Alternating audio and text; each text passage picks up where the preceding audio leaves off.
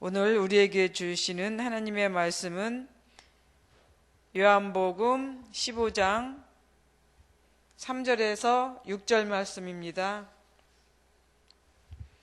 요한복음 15장 3절에서 6절 말씀 우리 다 같이 봉독하겠습니다. 너희는 내가 일러준 말로 이미 깨끗하여졌으니 내 안에 거하라. 나도 너희 안에 거하리라. 가지가 포도나무에 붙어 있지 아니하면 스스로 열매를 맺을 수 없음같이 너희도 내 안에 있지 아니하면 그러하리라. 나는 포도나무요 너희는 가지라. 그가 내 안에 내가 그 안에 거하면 사람이 열매를 많이 맺나니 나를 떠나서는 너희가 아무것도 할 수 없음이라. 사람이 내 안에 거하지 아니하면 가지처럼 밖에 버려져 마르나니 사람들이 그것을 모아다가 불에 던져 사르느니라. 아멘. 우리 요한복음 15장 이 말씀은 너무나 유명한 말씀이죠. 포도나무 비유에 대해서 모르시는 분은 없을 것입니다. 그래서 저는 오늘 이 말씀을 이제 통해서 농사를 짓는 농부와 비교해서 생각을 해보았습니다. 농부가 농사를 짓기 위해서 어떻게 합니까? 토지를 갈고 또 씨앗을 뿌리죠. 또 뿌린 씨앗에서는 이제 싹이 돋아나고 또 잎이 자라나며 또 가지는 꽃을 피워 열매를 맺습니다. 이런 과정을 통해서 농부는 어떻게 합니까? 이제 그 나무나 채소가 잘 자라기 위해서 물을 주고 또 거름을 주고 또 시들지 않도록 정성을 다해서 보살핍니다. 농부의 정성만큼 식물은 또 나무나 식물은 잘 이제 자라줘야 되는데 어느 날 보니까 자꾸만 시들해지는 거예요. 또 자라지도 않고 있습니다. 병이 들어버린 겁니다. 이때 농부가 생각한 처방은 무엇일까요? 바로 농약이라고 하는 이 약을 사용을 합니다. 비록 농약을 뿌리지만 그 약 덕분에 이 식물이나 나무는 이제 건강해지고 튼튼합니다. 어떻게 보면 우리가 살아가는 인생의 모습과 똑같은 그런 자연의 법칙이 아닌가 하는 이런 생각을 갖게 되는 것이죠. 이렇게 이제 정성을 다해서 키운 나무가 또 어느 날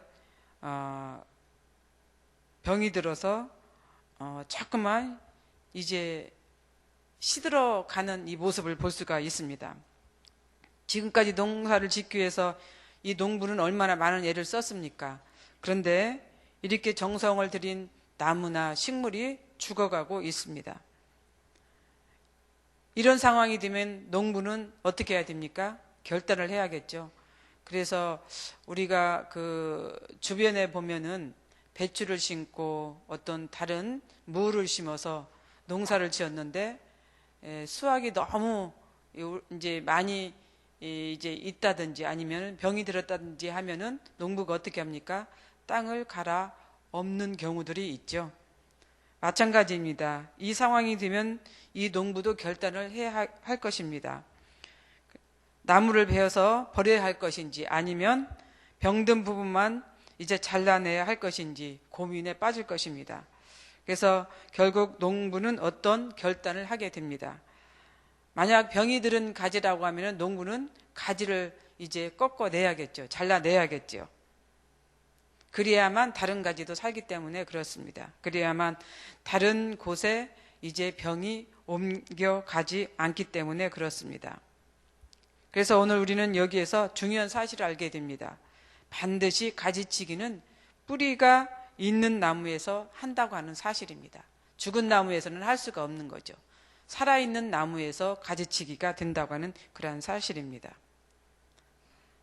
2절을 보면은 이런 말씀이 있죠. 무릇 내게 붙어 있어 열매를 맺지 아니하는 가지는 아버지께서 그것을 제거해 버리시고 무릇 열매를 맺는 가지는 더 열매를 맺게 하려 하여 그것을 깨끗하게 하시느니라. 여기서 보면 무릇 내게 붙어 있어 라고 하는 이 단어를 생각해 보시길 바랍니다. 반드시 가지치기는 이제 나무에 붙어 있는 가지를 가지치기 한다고 하는 이런 사실입니다. 그리고 가지가 나무에 붙어 있어야만 열매를 맺는다는 사실이죠. 그래서 열매를 맺는 가지는 더 열매를 맺도록 하신다고 하는 이 말씀을 이제 생각해 보시기 바랍니다. 하나님께서는 가지치기를 그냥 가지치기를 하는 게 아니에요. 열매를 더 많이 이제 맺도록 하기 위해서 가지치기를 한다고 하는 사실입니다. 그래서 열매를 맺어야 하는 것을 이제 전제를 하고 있는 것을 볼 수가 있습니다. 그런데 열매를 맺는 가지에서 이제 어떤 내용이 있냐면 깨끗하게 하신다라고 하는 이런 단어가 있습니다. 깨끗하게 하신다고 하는 이런 사실. 이것이 무슨 말씀입니까? 가수원을 경영하셨던 분은 아마 이 의미를 잘 알고 있지 않나 하는 생각을 갖습니다. 요즘 복숭아철이죠. 복숭아가 나오기까지는 가수원 주인은 봄부터 정성을 다해서 키웠을 것입니다. 그래서 복숭아가 풍성하게 열리기 위해서 튼튼한 가지는 놔두고 좋지 않은 가지는 잘라버렸을 것입니다. 어느 정도 과일이 열리기 시작하면 또 작업을 하죠. 종이로 싸주는 이런 작업을 합니다. 이렇게 해야 나무도 가지도 열매도 튼튼하기 때문입니다. 깨끗하다고 하는 의미가 바로 이 의미입니다. 이 복숭아 열매를 잘 맺기 위해서 그 주변에 있는 가지 주변에 있는 것들을 다 제거해 주는 것, 즉 깨끗하게 해주시는 그런 의미인 거죠. 그래서 3절에 보면은 너희는 이미 깨끗해졌다 이런 말씀이 있습니다. 이미 깨끗하다고 하는 이 형용사 앞에 붙은 내가 일러준 말을 이제 생각해 보시기 바랍니다. 내가 일러준 말로 이미 너희는 깨끗해졌다라고 하는 그런 뜻입니다. 그것은 곧 하나님의 말씀입니다. 성경 66권을 뜻하는 것입니다. 이 말씀으로 이미 깨끗해졌다라고 하는 뜻을 담고 있습니다. 성경 66권 안에는 인간을 깨끗하게 하는, 성도를 깨끗하게 하는 그런 조건이 다 들어 있습니다. 디모데후서 3장 16절 17절을 이제 보세요. 이 말씀은 우리가 오래 암송한 말씀이기도 합니다. 거기에 보면은 모든 성경은 하나님의 감동으로 된 것으로 교훈과 책망과 바르게 함과 의로 교육하기에 유익하니 이는 하나님의 사람으로 온전하게 하며 모든 선한 일을 행할 능력을 갖추게 하려 함이라. 성경 66권 안에는 성도가 지켜야 할 모든 것들이 다 들어있다는 것입니다. 성도는 말씀 그대로 살면 되는 것입니다. 말씀 안에는 우리가 들어야 할 교훈이 있고 책망받아야 할 내용이 있습니다. 바르게 살도록 우리를 가르치는 말씀이 있고 정직과 의로 살도록 하는 유익한 말씀이 들어있다라고 하는 그런 것이죠. 이 말씀대로 살면 우리는 책망받을 일도 없습니다. 또 훈계받을 일도 없지요. 말씀대로 살지 않기 때문에 우리는 이제 책망을 받고 또 교훈을 받아야 합니다. 그렇기 때문에 하나님은 이미 일러준 말이라고 하는 이 말씀의 뜻대로 우리는 이미 다 깨끗함을 받은 것입니다. 그렇잖아요? 우리가 말씀 안에서 늘 회개하고 자복하고 하나님 앞에 기도하는 것이 성령은 우리로 하여금 깨닫게 하기 때문에 우리가 그렇게 기도하는 것입니다. 하나님께서 가지치기를 하시는 사람은 이미 말씀으로 깨끗해진 성도를 의미합니다. 그런데 성도가 그렇게 깨끗해진 성도가 열매를 맺지 못하고 마냥 나무에 붙은 가지로만 살아간다면 어떻게 하겠습니까? 성도로서 우리는 또 그리스도의 자녀로서 가지치기한 우리는 깨끗해진 성도로서 하나님께서 원하시는, 하나님께서 소망하시는 그 열매를 맺는 삶을 살아야 하는 것입니다. 오늘 말씀대로 하나님은 포도나무에서 가지를 쳐버립니다. 그리고 열매 맺는 좋은 나무는 더 열매를 맺도록 주위의 환경을 깨끗하게 해준다고 하는 사실을 알았습니다. 이것이 하나님의 법칙이고 하나님의 방법입니다. 누가복음 19장 11절에서 27절에 보면은 열 문화의 비유가 있습니다. 어떤 귀인이 왕위를 받으러 먼 길을 떠나게 되었습니다. 떠나기 전 귀인은 10명의 정도를 불렀습니다. 그리고 은화 한 문화씩 주면서 장사를 하도록 했습니다.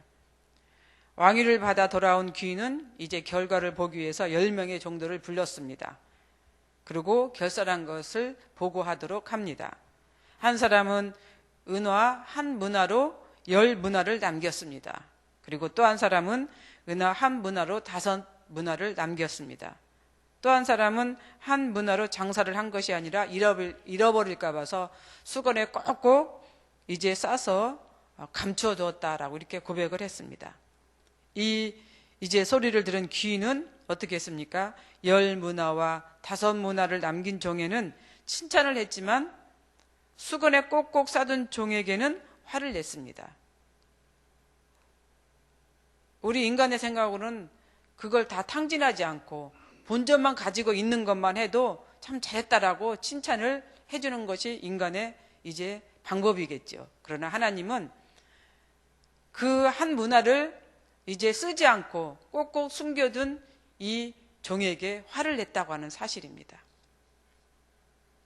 그리고는 꼭꼭 수건에 싸둔 은화 한 문화를 빼앗아서 어떻게 했습니까? 10문화를 남긴 종에게 주었습니다. 그리고 나머지 7명의 종들은 어떻게 했습니까? 이 사람들은 귀인이 준 그 한 문화를 가지고 성경엔 기록이 없습니다. 이들이 무엇을 어떻게 했다라고 하는 기록도 아예 없습니다. 그러나 이 귀인은 그 사람들을 다 잡아서 죽이도록 명령을 내렸습니다. 아마 그들은 그 돈을 가지고 흥청망청 다 썼을 것입니다.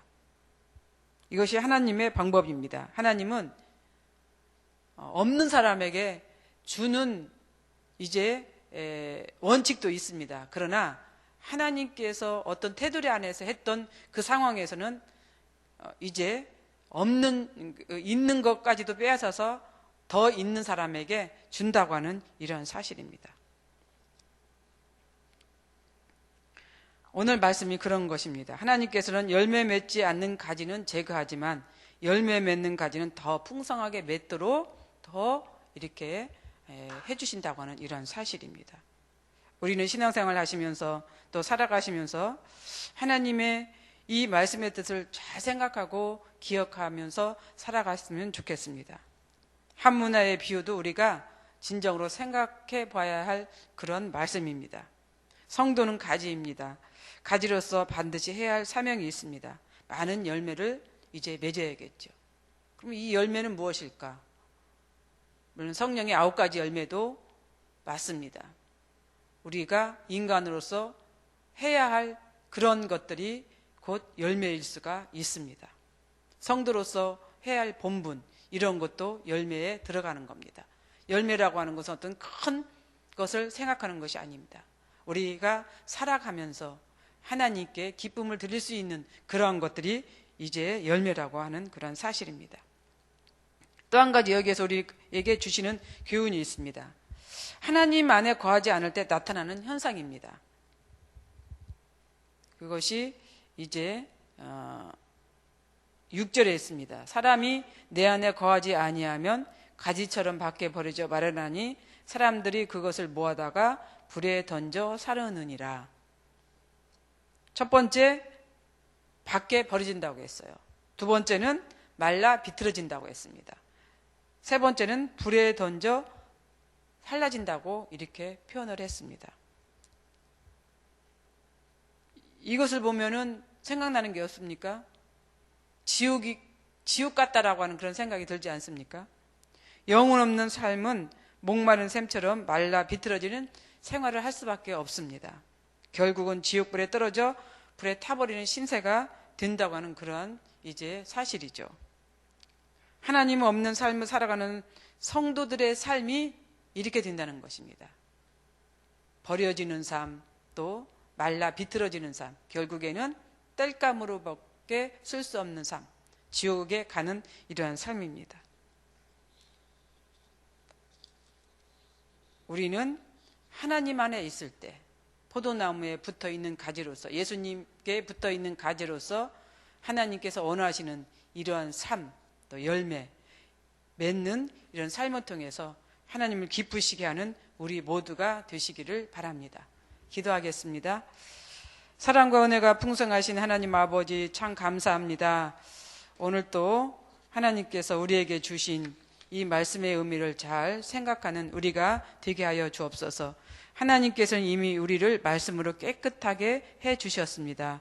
깨끗해진 우리는 성도로서 이제 본분을 다하며 살게 하시고 늘 하나님의 자녀로서 또 우리 그리스도의 이제 제자로서의 이런 삶을 잘 살 수 있도록 도우시기를 원합니다.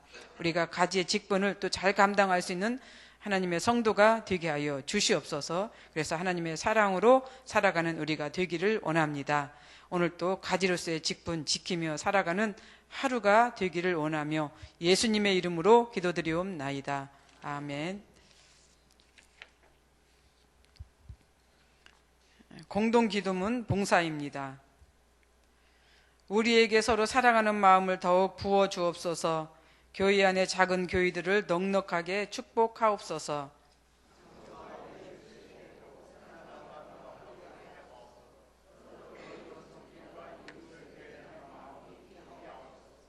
사회의 약자를 끌어안는 신앙적 어머니 공동체, 소외된 계층을 돌아보는 사회적 희망의 공동체, 올바른 가치를 살아내는 정신적 공의의 공동체에게 하옵소서. 우리 교회가 여기 있어 지역사회와 시대가 복되게 하옵소서. 아멘. 주님이 가르쳐 주신 기도 드리겠습니다. 하늘에 계신 우리 아버지, 아버지의 이름을 거룩하게 하시며 아버지의 나라가 오게 하시며 아버지의 뜻이 하늘에서와 같이 땅에서도 이루어지게 하소서. 오늘 우리에게 일용할 양식을 주시고 우리가 우리에게 잘못한 사람을 용서하여 준 것 같이 우리 죄를 용서하여 주시고 우리를 시험에 빠지지 않게 하시고 악에서 구하소서. 나라와 권능과 영광이 영원히 아버지의 것입니다. 아멘. 공동 기도 제목입니다. 지금 들은 말씀이 내 삶으로 이어지게 하옵소서. 하나님의 사랑을 나누며 누리게 하옵소서. 성경 2천 통독을 통해 하나님을 더욱 알아가게 하옵소서. 진행되는 선교 사역의 일정과 과정을 축복하여 주옵소서.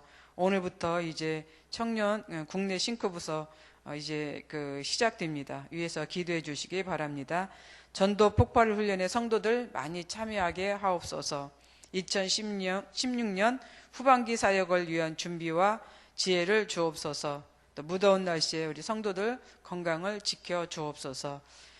공동 기도 제목과 또 여러분들이 가지고 오신 기도를 하나님께 올리신 후에 각자의 삶의 자리로 나아가도록 하겠습니다. 기도하겠습니다.